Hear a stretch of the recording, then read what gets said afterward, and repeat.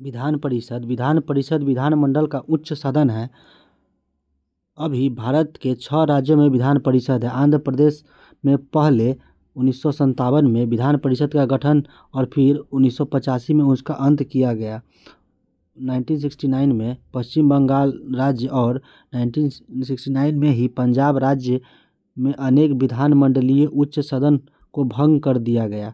संविधान को 169 में यह अनुच्छेद 169 में यह प्रावधान है कि जिन राज्यों में उच्च सदन की व्यवस्था नहीं है वहाँ व्यवस्था बहाल की जा सकती है।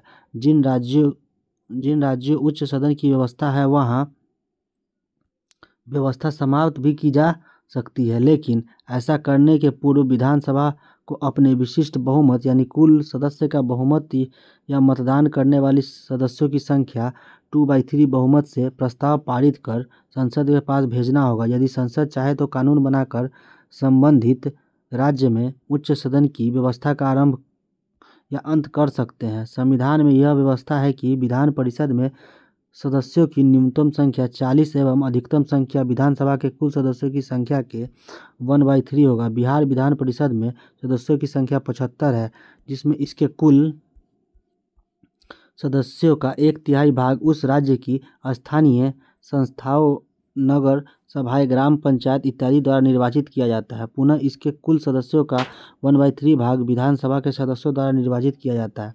परिषद में कुल सदस्य 1/12 भाग राज्य के विश्वविद्यालयों के स्नातकों द्वारा चुना जाता है। कुल सदस्यों का 1/12 भाग माध्यमिक विद्यालयों, कॉलेजों तथा विश्वविद्यालयों में शिक्षकों द्वारा निर्वाचित किया जाता है। और 5 कुल सदस्यों का 1/6 भाग राज्यपाल ऐसे लोगों को मनोनीत करते हैं जिन्हें साहित्य, कला, समाज सेवी आदि का व्यवहारिक अनुभव है।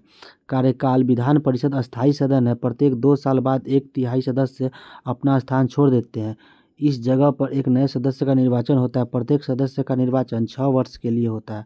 पदाधिकारी परिषद अपने में एक सदस्य को सभापति और एक को उपसभापति के पद हेतु चुनती है। सभापति परिषद के बैठकों का सभापतित्व करते हैं, सदन में शांति और व्यवस्था कायम रखते हैं।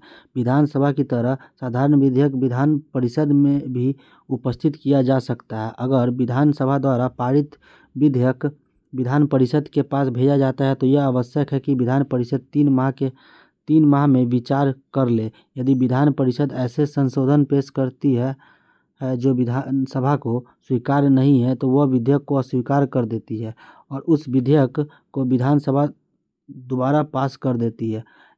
तो 1 माह में विधान परिषद उस विधेयक को पास करे या ना करे, विधेयक को राज्यपाल की स्वीकृति के लिए भेज दिया जाता है। अतएव साधारण विधेयक के संदर्भ में विधान परिषद कमजोर सदन है।